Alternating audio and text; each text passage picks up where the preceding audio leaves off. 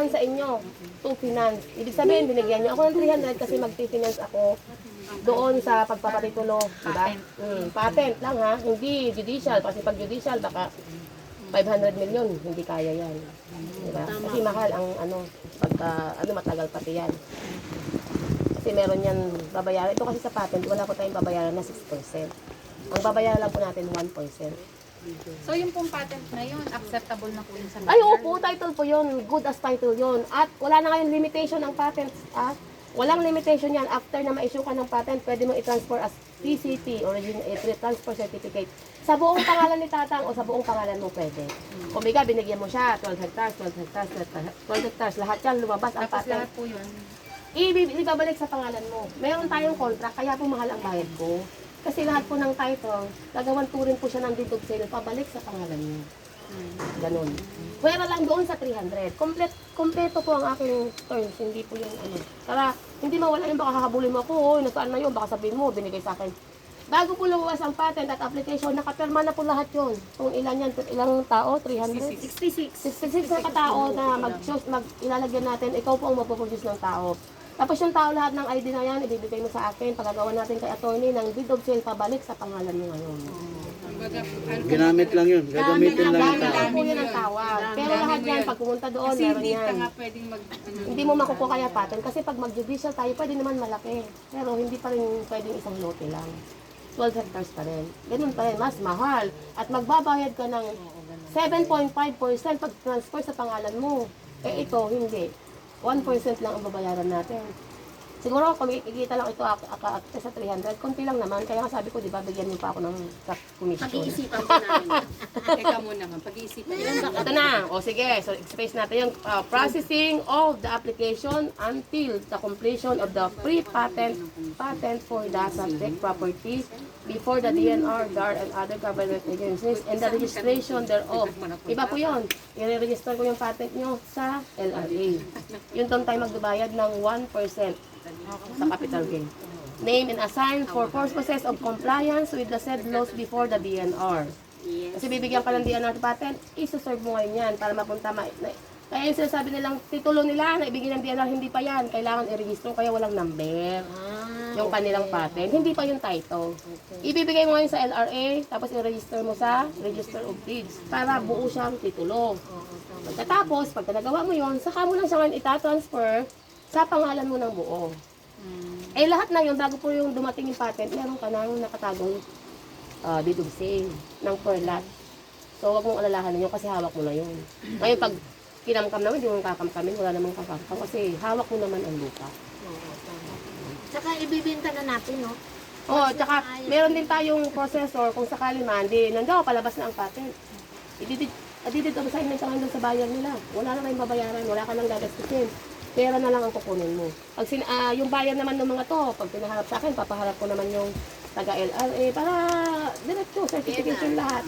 DNR. Pag sasabihin naman ng DNR, siyempre may pangalan yan, walang DNR na bugos. Hindi magdadala, o ito, sabi niya, o sige sir, pwede ka nang magbayad. Bibigyan na kita, sino ang pipirma, yun mismo ang pipirma ng DNR. Bago ba siya magbigay ng pera sa bangko, pati si DNR nakapirma na. Lahat.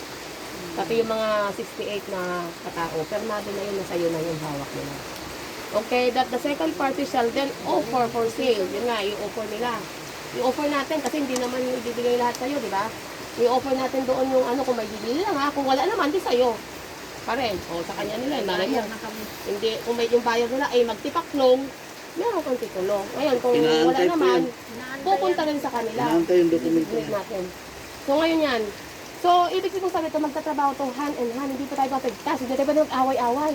Kasi may bayad sila. Ikaw naman, magbebenta ka. Para, bago pa po i-issue ang patent, baka direct na sa pangalan nila ng bayan mo yung patent. Hindi ka na ngayon nangangambunan na sa yung lupa ko. Bago pa ilabas ng DNR yung patent niya, kontrata mo yung bayan. Yun, meron ng matinong magbibigay ng pera sa'yo. Pero kung papel-papel lang, wala. Grabe yun. The process of the sale, expecting only those in excess of the base, as agreed by the parties, which shall ensure the second party shall then be remitted to the second party. Ibig sabihin, yung mga lupa, yung mga nakalagay na patent, ibabalik yun sa iyo ngayon. Pero, ako daw na second party, nakakontrata ko, kailangan i-safeguard ko yan, hindi pwede mawala. Kasi ako mananagot sa inyo, ito puntakin mo, ang laki ng problema ko pag ako ay pumalas sa inyo, di ba? Kasi nasa kontrata natin inyo, ibig sabihin, sisiguraduhin ko na hindi mawala yung lupa. Kaya kailangan yan, may gwardiya ako dyan, may tao ka dyan, kasi baka mabiglang kinuha ng ibang tao, di ba? Kaya isang kung ngayong hahagilapin yung lupa na ibabalik ko sa inyo, yun po ang ibig sabihin ng ano na yan, naka-indicate dito na ako ang, sige, administrator ka, ikaw maghanap sa akin. Oh, ganun. Ma, nasaan yung lupa namin? Oh, ganun. Sabi niya dito, saan ba yung binabasa ko? The proceeds of the sale, excepting only those in excess of the base on agreed by the parties which shall inure the second party shall then be limited by the second party to the first party. Ibig sabihin, kung ano man yung napatitulong, nabenta man yan, natituluhan yan, ibabalik ko yan sa inyo ng buo-buo, di ba? So, yun ang ibig ko sabihin ng ano. Tapos, that the second party shall shoulder the expenses or make arrangement with the buyer. So, pwede kong kausapin yung buyer, i-ensure ko na yung lupa na ito talagang totoo at nag-exist at nasa possession natin. Oh. And shall assume all liability. Ako ang kawawa dito, di ba? Oh, ako ang may liability. Assume all the liability for the transfer of the title in the name of the buyer. O, may buyer sila. Ako yung magsa-safeguard na, ito totoo. Pag nagbenta ka at ano, ako magugutukan, hindi kayo. Kaya kailangan, sigurado, yung papel ng lupa na ibinibenta natin, ako ang may liability. Ibig sabihin, kailangan, siguraduhin ko na bago tayo magbenta, mag-offer, tama, hindi yung kung saan-saan mo galing ang papel, di ba? So, yun ang ibig sabihin yan. Oh. Is to stewardship. Ibig sabihin yun nga, kailangan nasasakupan ko yung lupa na buo. Buo yan. Kasi ako yung mag-ano, iba, liability, insure ko, na kaya ko ibalik yung lupa. Kung nawala yung lupa, paano ko ibalik sa inyo? Kaya ibigay sa buyer. Nabibili. So, meron tayong tinatawag na stewardship. Stewardship sa lupa. Kailangan siguraduhin ko yung lupa nandiyan, walang nakapasok na iba, walang nabenta, wala lahat. Kasi ibabalik ko yun sa inyo, di ba? Yun yung liability ko. To protect, di ba? The first party expressly grants and bestow on the second party full, absolute, and exclusive stewardship. Yung parang tagapinin ko ang tawag siguro. Siguro, narinig na naman yun. Stewardship, parang ikaw yung kapitan ng barko, ikaw yung namamahala doon. Kasi meron naka-embrace ko dito. Kasi kung wala, sabihin bakit, ano ang karapatan mo sa lupa? 300 lang naman ang iyo.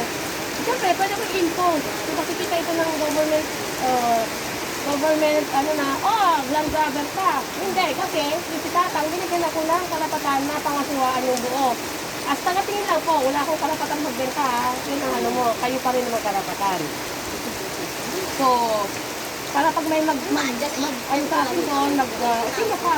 Bakit ano ang karapatan mo dito? Sabi ko, ito, meron po akong stewardship agreement ng may-ari na ako po ang naglalagay ng guard, kung sisitayin ako ng gobyerno.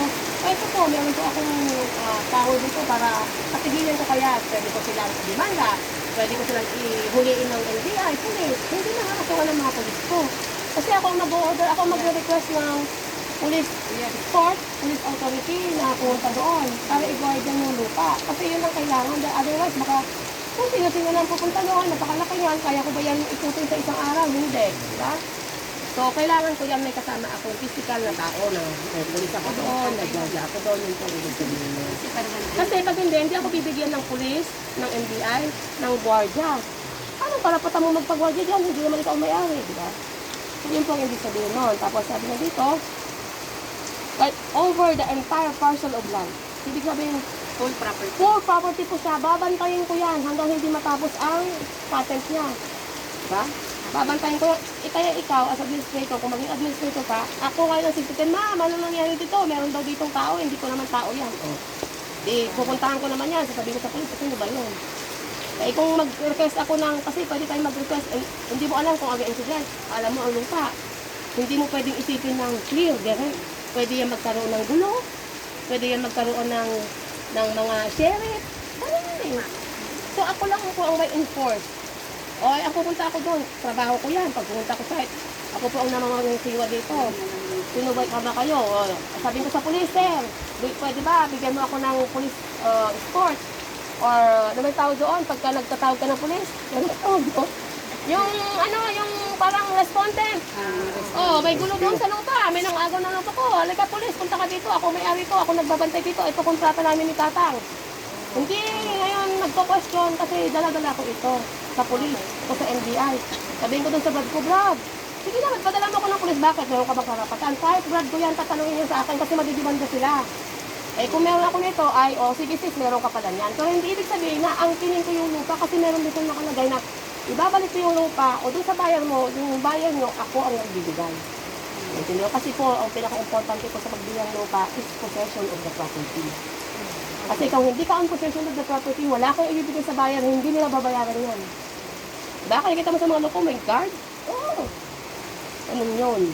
Meron po ba nakalagay na in case na walang buyer? Sinasabi ko lang po Opo, para oo. open both sides Opo. natin. Andito po, yung Na sinabi ko kanina. naka-indicate po dyan na i-return Ito po, ito first, ito na yun, by the second party to the first party. Ibig ko sabihin, ibabalik ko po yan sa inyo. Or, kung may buyer man, doon sa buyer na kausap niyo. Ayun po, yung sinabi ko kanina. Ayan only those in excess of the base as agreed by the party, which shall inure po ibig sabihin, sisiguraduhin ko that the second party shall then be remitted by the second party to the first party po. Ibig sabihin, i-remit ko sa inyo yung lupa na sobra doon sa 300. Kung ano man, ang naging approved plan yan ay 1,100, 300 lang yung babawasin, ano yung 800. Kasi hindi pa naman natin masasabi kasi ngayon kung ilan ba yung magiging limit ko. Malalaman lang po natin yan pag kami approved plan tayo. Kasi ang approved plan po kasi, actually itong mga to, hindi sila eh. Paano kung na-approvean dyan 1,000 lang, kung matalo sila. May chance po silang matalo. Kasi may mga daan doon, may nakinuha na ng pangalanan, ng barangay, Yun. Kaya yung bayan nyo, hindi sila pumapasok as of today. Kasi wala pa kayong clear na ilang square meter ba, ilang hektar ang binibenta nyo. Kahit ako ang buyer ko, hindi ako papasok sa ganun kasi wala kayong clear. Ako kasi, naka-specify dito na 300 ay talagang akin. Diba? So, ano man ang matira dyan, yun ang magiging sa inyo. Yun ang pag-usapan nyo ng bayan nyo. Ngayon, kung hindi naman na madali, at yung sabi ko, ibabalik ko sa inyo. Pag yan ay natitulan. At yung possession ko, sabi inyo, sinisigurado ko at second party na i-remit ko yun, yung excess, diba? Ako shall have the right and authority to exercise any or act protest. Ibig sabihin, pwede ko mag-protesta, pwede ko mag-dinanda. Ako po yun, second party. And preserve the property, including posting of doors, caretaker, erecting structure, fences, ito karabakit ako, meron akong karapatan. And the like to prohibit third person stranger from entering. So, kung meron lang yung mga pupunta doon, si Enrico, meron siyang, akin yan. Hindi na siya pwede. Diba? Person stranger from entering, introducing and cultivating plants therein and recording this agreement before the barangay. So, ito yung sasabi ko na pagkalapapit natin, save na tayo, ibigay natin kay barangay dito. So, wala na yan, yung mga binigay nyo, wala na yan, mawawala na yan. Tapos, and barangay in which the proper government agencies and private entities and shall other act to operate the same. Para enforce ko to, kung ako, tanga ka, pupunta ka ba doon, wala kang ganito, di pinagbabaril ka ng kung sino doon, sino ka ba? Walang kaso yung tao, ako, pag sinabi ko sa barangay, sabi naman, ikaw na nga may karapatan, yun. Ngayon naman, sabi nito, guarantee of full possession. Ibig sabihin, naka-full possession tayo sa property. Kasi pag may buyer, ako ang tititihin ng buyer, ano ba naman yan? Magbebenta ka ba ng lupa, wala kang full possession, dapat meron. At alam niya ng barangay. Kasi ang lahat ko ng buyer, pinapunta yan sa barangay. Ibig sabihin niya, mag-request ka ng certification. Yan ang magiging effect niyan. Siyempre, pagka gano'n, sinisisbuk pala ang tatanungin ako ngayon, yung guard, sino po yung nakapossession dito? Si Mrs. Book na, di na kontrata kayong dalawa, di ba? O introduce ka kasi nandito yung first party. Ikaw yung first party, ako yung second party. Kasi kung hindi ko natin gagawin doon, at pumasok ka, pinagbabaril ako doon, ano nangyayari sa akin, di ba? Kahit si Enrico anong ginagawa mo dyan? Wala. Kung meron tayo nito, wala na. Tingnan mo naman, nagbebenta siya ng lupa. Hindi nga alam, naka-auction, naka-park naka ano na pala, naka national park na, at saka nakasabi pa ito yung national park na yan, at pag binangga ko yan, siyempre, iimbestigahan ako ng mga yan. Oh, ganyan yan. So sabi niya, including posting of guard, kasi maglalagay, kaya lang malaki ko ang gastos. Sa napakalaking property, ilang guardia ilalagay mo doon. Siguro mga 50. O magtanong pa sa buwan-buwan, kahit sabi mo, ilagay mo lang sila doon for 6 months lang muna, habang inaayos yung property. Eh sa 50 na guard, o kahit 10 na lang, magkano ang sahod ng guard sa isang buwan, eh nasa 18. O, eh kung 10, di 180 buwan-buwan na ang gastos mo, sa guard pa lang ha. Eh, paano pa yung magtatanim? Kasi kahit ginagwardyahan mo yung lupa, dyan natalo yung kalabang ko dun sa 89. Ginagwardyahan ng lupa, wala naman nagtatanim. Oh. Habang ginagwardyahan yung lupa, dapat may tanim yan. Para may produkto. Kasi kaya para bibigyan ka ngayon ng patent sale, eh otherwise hindi. Ano ka? Eh, kukuha dyan, gobyerno. Oh, the first party guarantee and warrant full, complete, open, public, and continuous possession and administration, ikaw yun, magiging administrator ka. Kasi yung owner eh. So, pwedeng ikaw yung pumasok dito. Of the whole entire property of 122 hectares to the second party, free from any disturbances from any person, whosoever, including purported heirs, assigns, assessors, or representative of the first party, it being intention of the parties to fulfill the terms of this agreement for their mutual benefit and in considering that said persons are not precluded, hindi kasama, walang karapatan. Kung gaya ng binigyan mo. Yan pong statement na yan, hindi po ba nililimit yung rights ng mga heirs na... Hindi, full kayo. Kasi may nakalagay po dyan eh. Yan. May nabasa po ako dyan sa 5.5.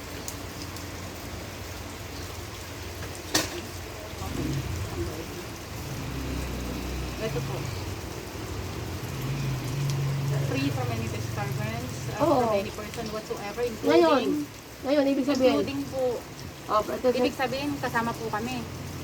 Hindi, including, sabi niya dito, hindi from any person, sila lang iba kayo, ibig sabihin, nakapossession tayo dyan. Ibig sabihin, hindi pwede pawala yung nag-i-expend ako, tapos kung tayo, lumayas ka yan, hindi na pwede. Siyempre, ako na yung nag-ano dyan until na ma-return yung possession ko, kasi baka mayroong heirs na isa, kagaya ni Enrico, napupunta doon, hindi, binigyan ako ni Mr. ng karapatan eh. So, ibig sabihin, yung po ito, absolute po ito. Hindi pwedeng i-revoke ng isang heir. Kasi nga, ang usapan po natin dito, i-deliver ko yung lupa kapag ito ay napatituluhan sa inyo o sa any buyer. Eh, paano ko gagawin yun kung meron naman pumasok na isang heir? Siyempre, yung heir, kayo ang usap. Huwag mo pumunta doon, kuya. Huwag mong guguluhan yun kasi may kontrata tayo. Kasi kung hindi, open, kahit na sinong tao, napunta sa akin para guluhin ako, di ba? Yun po ang ibig sabihin. Kasi otherwise, nag-aaksaya lang ako ng oras, yung pala open din siya, na kahit na sinong heirs pumunta sa akin at guguluhin ako, ay hindi po pwede yun, di ba? So yun ang nakalagay po dito, mabait yung magaling ang ano ko. Kasi hindi ko inisip yun, pero yung sinabi ko sa kanya, kailangan may full authority ako sa lupa. Kasi pag yan pinaglagan mo ng gwardiya, pwede po meron isang maglagay ng gwardiya, magbabarilan yun. Nangyari doon, di ba? Nagbarilan lahat ng guard ko doon. Kung wala akong authority, full authority doon sa may-ari na pinagbilang ko, di wala. Kasi kahit may deed of sale po ako, kung wala pa akong authority doon sa possession, hindi po ako pwedeng magdemanda. Pag may namatay doon na tao ko, sagutin ko po yun. Di ba? So, ibig sabihin po ito, yun ngayon sabi nyo, kahit po kayo, yung mga heirs nyo, may heirs kayo. Na mga, hindi ko naman alam kung sino yung mga kamag-anak mo eh. Administrator bro, kilala mo. Ikaw ngayon na magsasabi yung, kuya, wag kang pupunta doon. Kasi meron tayong kontrata kay Mrs. Brooks na hindi natin pwedeng dalawin yung lupa. Until na maibabalik ko, kasi meron naman po din nung nakalagay na inure, na ibabalik ko yung remaining sa inyo. Diba? Kapag katapos ng titulo. Tapos sabi pa dito, okay na. Okay na. Purported heirs, ibig sabihin yung mga hindi pala pasasabihin ng heirs. Kung may meron tayong kontrata ngayon, purported yung mga kung sino-sino lang, baka may mag-appear sa'yo na apo ni tatay, anak niya sa labas. Ganun yun. Kasi kaya ibig sabihin yun ang ito pong sabihin. Yung mga Baka tipong, si Enrico nakasama. kaya nga, baka nagpaampon si Enrico, baka meron silang kontrata na apunin mo ako. Na hindi mo alam. Kasi purported heirs, assigned successor, kumbaga successor, yung mga susunod na generation. Kasi yun ang mangyayari. Dahil siyempre ang property ko po 300. Sa pangalan ko yan. Pwede kasi yan naguluhin ako ng sino man. Included po kasi yun eh. Yung 300 po na dinidog seal nyo sa akin, pag may manggulo, kailangan kayo ang pag nagbenta ako, pag yan ginulo ako ng isang tao, syempre ikaw ang susunod. Bakit naman yan? Wala akong kasalanan yan kasi meron tayo. Kayo ang magsasabi doon. Ikaw ang papatunay. Nga talagang absolute ang power ko na walang pwedeng gumalaw sa akin kasi ako naman ay nag-e-expend naman ako ng milyon-milyon para sa guardia tapos may pupunta doon, magwawala ng baril-baril doon. Eh pwede yan mangyari. Eh kung wala akong ganito, eh di stop tayo ngayon. Ano nangyari sa akin ng finance? Basag, di ba? Walang mangyayari. Watak-watak tayo. Representative of the person. Hindi, future po yun. Future kasi yun. Hindi natin masasabi nangyari po sa... Ilan po natin yung iba-iba kasi Oo, side. Kasi ito po, talagang close tayo. Kaya hindi ako pwede yun. Alam ko yan. Kaya sabi ko sa'yo, wala yung kontrata kasi alam ko yun. Alam ko dapat ang karapatan ni Enrico, karapatan ng ibang ano. Hindi. Kung ganito ang pinirmahan nila, yan. Manginig ka na. Diba? Oh. Kasi kaya lang, meron ka naman itong pangsuba. Kahit meron tayong meron doon, in 6 months wala akong nagawa. Abay, tapon mo na yan. Saglit na lang. O, ganun may yun. validity po ba yan? Wala pong validity. Pero in the act of preservation of rights, wala na sa batas po yan. Meron na kasi nasa batas po natin. Na kahit wala po dito, may guarantee po yan, nakalagay dito. Oh. Separability clause should any part of this agreement be declared null and void. Ibig sabihin, pwede ito mawalang visa. Okay? So, hindi po ito absolute. Lahat po ng irrevocable stay, meron pong ganyan na guarantee. Separable laws ang tawag. Pwede itong hindi ma-enforce. Pero dahil nagumastos ako, nagkaroon na ako ng guardian, makikita mo naman eh, yung 300 ko, hindi na yung mawala. Pero pwede mo nang, akin na yan. Without anything, di ba? Kasi, andun na tayo sa stage na, hindi mo naman ibinalik sa akin yung lupa. May karapatan kang kunin. Pwede mong, ito, walin natin. Pero yung expenses ko, kaya nga meron akong deed of sale from the start. Kasi yun lang yung pinanghahawakan ko. Doon sa yung expenses ko. Ngayon, kung mga isang buwan na, wala ka pang nakikitang ginawa ko. Abe, magtaka ka na. Kagaya na itong mga to kausap mo. Hintayin pa natin na anong mangyari. Pero ito po, let us say, sinabi na attorney bukas, napapirmahan natin to. Lahat may deed of sale. Tapos napunta kami sa board resolution. Wala pala tayong magagawa. Ito, ganito na. Malalaman ko naman yan. Ay ate, sorry, punutin na lang natin to. Tapos, ganun. Ganun ang ibig sabihin nun. Wala yan, effect. Yun ang Bilos sinasabi. na kayo hanggat maaga pa. Ito. Kaya yung bagong sabihin na nakapirma ka sa akin, kahit may deed of sale ako dyan, pwedeng mawala yan. Kasi hindi ko naman nagawa yung fourth party ko. Hindi ko naman napatitulan. At pag nakita mo na nakatransfer sa pangalan ko yan, habulin mo yun. Hindi mo pala natitulan yung lubo Di atin ditong pwede yun. Yun ang pwede mong ipa-annul yun. Yun nga po, kasi yung pong guarantee na Kaya nga po nandito siya.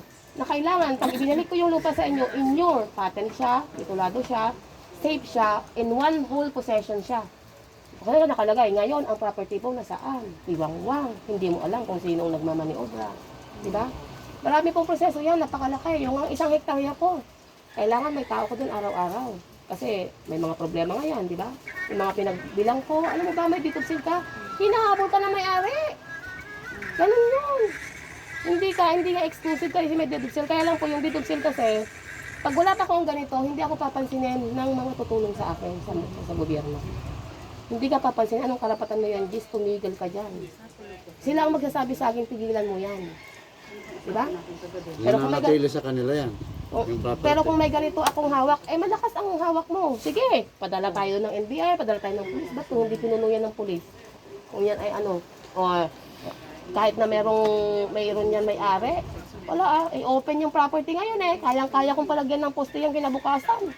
Padala ako doon ng taong 10, pulis na 2. Kung meron doon natin makikita ngayon kung may reklamo doon, pag yun ang nangyari, may putol, sulitin na natin ang kontrata natin walang mangyayari. Kaya itong kontrata natin ito, hindi ito para sa future ko, para yung gagawin kong step. Kasi anytime na habang gumagawa ako ng hakbang doon, naayusin ko, nagpadala ng bataan ng buong pwersa ng pulis, pwede mangyari yun. Anong gagawin ngayon ng krame? Tatawag din ako ng anong karapatan mo sis na magpatawag doon ng ito sis Brad ito nakapal ako ng kaso sa SBMA, bawal kayo dyan. Kasi depende po kasi ang magiging setup natin dito sa National Park. Titignan ko kung valid ba ang pag-i-enforce nila. Kasi kung yan ay valid, ano tayong magagawa? Ang gagawin natin ngayon, yung mga nasakupan natin, open pa kasi. Kaya gusto ko. Pero kung yan ay na-close na, wala na. Pero kung yan ay guardialador lang, pero yan ay nakapusto na, injunction na po kasi yan, magkakaso ka na yan. Pwede man ang habulin. Pero aabot ka ng ilang taon. Baka hanggang Supreme Court. Ganun po yun. Pero habang kasi ay yan ay habang open pa, pwede pa nating palagyan ng mga magsasaka, pero actually yung magsasaka mo, pulis. Nangyayari po sa akin yan, nangyari sa akin yan. Nung yung pumunta doon yung mga hindi nila alam, may baril din yung kasama, pulis yung nandoon nagtatanim ng saging. Oh. Pero naka sila, nasa kasibilyan. Eh sir, ganyan pala yung pinadali ng NBI, o replatan sila ng NBI tsaka pulis. Nangyayari yan. Yung nangyayari yan sa Mindanao, yun, ganitong usapin. Kaya po ay hindi tayo sinasabi niya, ay, ganyan. Hindi, yung iba pa nga lumalaban dito, pag direct ko sa abogado, laban hati. Kaya sa akin, hindi. Kukwentahin ko lang kung anong gagastusin ko. Kasi alam ko naman na ang magagastos ko. Pwede ako matalo kung nagkakaroon ng gano'n, nagkaroon ng ganyan-ganyan. Mas malaki ang liability ko. So, yun. O, ito na. Wala, yun na sinabi to. That this agreement shall be exclusive, non-transferable, except by hereditary succession. Alam mo ibig sabihin nun, pag may nangyari kay tatang, kasi siya ang problema dito. Pero habang buhay siya, isasucceed na siya ngayon. Ikaw ang administrator. Kasi hindi ka naman pwede mapunta sa'yo ang buong 1,000 hectare. Kaya ang administratorship ang ipapagawa natin kay attorney para ikaw ang pipirma. Pabidyo muna kay attorney, kaya pakita ko kay attorney, ito pumapayag yung matanda na ikaw ang gawing administratorship. Ngayon pag sinabi ni attorney, ay hindi ako naniniwala sa'yo kasi ganun yun sa akin. Hindi ako naniniwala sa'yo. Bayad ka ng sheriff, puntahan mo doon. Yung sheriff ang pupunta dito at mag-serve yung dokumento kay tatang. Sabi ng sheriff, babayaran mo yung sheriff, pinakamababa yun, 20,000. Malayo ba dito ang court ng Batao? Para mag-serve ka at mag-hearing ka sa loob ng bahay ng isang napakamahalang bayan. Special hearing yun. Oh, may record po yan sa court. Yun ang sinabi, pwedeng ipaprobate mo pa yan kasi probate yan. Pwede kung madadala ba natin siya, pwede yan kasi probation po ang tawag doon. Tapos gagawin kang legal guardian. Ikaw na ngayon ang lahat. Court yan, wala makakatipag doon. Administratorship, yan ang pinakamatibay ka sa SPA. Huwag kang mag-SPA. Kahit sino, pwede magkaroon ng SPA. Natutulog ang tatay mo, pinagugod ng ganyan. Gabi ano nangyari sa'yo? Wala. Ano na yon? Kaya ang ginagagamit, administratorship, wala yan. Kasi ipoprobate yan sa court. Tambat na lang daw. Pwede naman tammark ko ng problema, pero pwede rin perma kung kaya pa niya iganon yung pamilya. Yung right hand kasi siya na-stroke yung tatay niya. Hindi niya kayang sumulat ng di pwede na yun. Kasi i-assess naman yan ng doktor pagka siya mag-sheriff. O mag-ano dito ng sheriff na ipoprobate yan. Kasi otherwise, papadala dito ng doktor. O si sir kasi ganito. Pero nakakapag-isip pa, nakakausap pa siya. Conscious, pa naman siya. Nasa right Ganun mind pa siya. Ganun lahat kasi mahirap po tayong gumawa ng mag-risk. Ang hirap kaya, kahit ako sabi kayo, magpapakawala ng 100,000 para lang sa ganyang loko-loko. Tignan mo ngayon ang problema ko doon. Nabili ko ang lupa, natitulo na sa kung kani-kanino. Ay, hindi hindi. Meron silang perma, andyan yung anong matanda. Hindi pwede, maghahabol ang anak. Hindi okay na, wala nang problema. Dapat magsigurado ka. Habang hindi pa naayos, kahit ako naman hanggat hindi pa naayos, sigurado ako, meron akong 300 hectares. Magkamatayan pa dyan. Akin yan. Kung sasabihin ayusin mo na yung papel, wag na, ikaw mag-ayos sarili mo. Ganun ako ka-liberated na kausap. Kung ayaw mo sa gusto ko, di ba? Sabi ko kay gusto mo ba tayong ilakad o hindi? Ngayon kung hindi, wala tayong pag-uusapan. Hanggang napasukan na. Sabi niya po dito, except by hereditary, So, ibig sabihin, pwede pong mabuwag yan, Succession irrevocable unless signed and agreed by both parties and any amendments of supplementary. Kasi pag may nangyari kay tatay, yung administrative mga heirs, nagkakaroon tayong tinatawag ngayon na extrajudicial partition. Yun. Oo. Doon sa extrajudicial, mas masalimuot na naman yan. Magpapublish ka na naman, nagabutan ka naman 2 taon. Wala magbabayad sa'yo sa 2 taon. Kasi hindi pa tapos ang kaso.